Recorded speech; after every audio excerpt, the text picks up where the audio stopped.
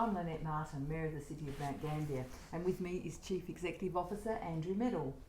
As always, following our monthly council meeting, we like to get together to discuss outcomes from the meeting and relay some of that information to our residents.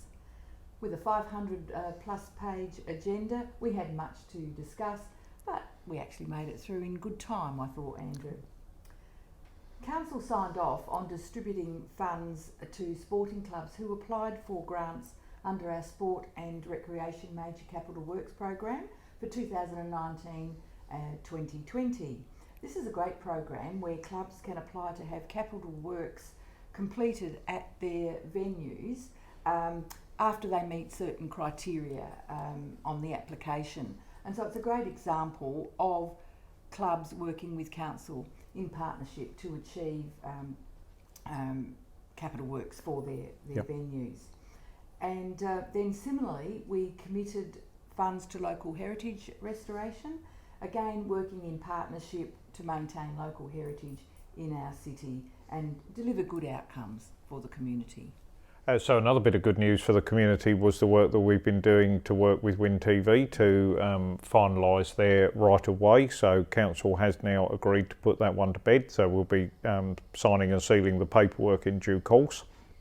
The other part of that work is the securing of a digital archive of all the Win TV footage, and we've been working closely with them to make sure that the material is catalogued and preserved appropriately, and that over the longer term, once the material's with the National Film and Sound Archive, that our residents will be able to access that material more easily, and we'll have a dedicated resource held for us, which will be great given the length of time and the breadth of coverage that material has that's of importance for all in our community. Absolutely, Andrew, yes.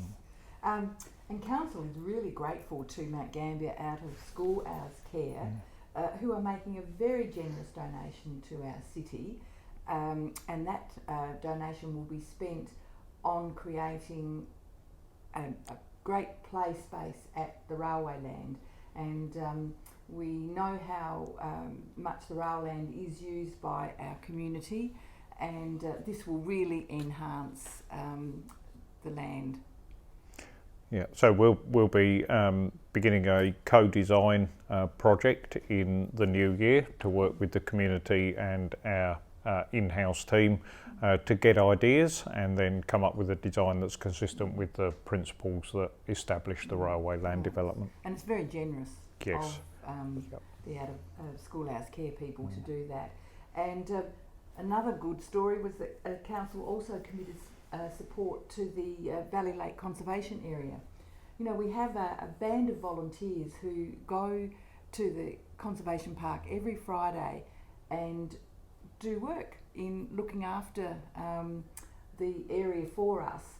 And without them doing that, it would be all the more difficult for council to keep up with the work that is required to maintain that area. So we were very pleased to support them with some funding going forward. Yes, so there's a lot of services that we simply couldn't supply without the help of volunteers, and we celebrated our volunteers last month with some of the works that they do make such a difference to quality of life in the city. Absolutely. Another area that we looked at last night was followed on from a deputation made by Wattle Range Council and the District Council of Grant regarding the setting of gate fees at our Caroline landfill and also the fees at our waste transfer station. The outcome of quite a long debate on those matters was that Council's going to have a further workshop on the matters in January next year, and that the current pricing structure will remain in place until after that workshop's taken place. Excellent. I think it's a good idea that we go back to a workshop on that one. And I'd also like to acknowledge the 125th anniversary of the Adult Suffrage Bill on the 18th of December 1894 that enabled women in South Australia, for the first time in Australia, to vote in general elections and to stand as members of Parliament. So that's quite a significant milestone in our history. So I think that's about all for now, Andrew. In closing, I would like to just wish all our residents a very Merry Christmas and a Happy New Year, and may 2020 be all that you hope for. Thank you.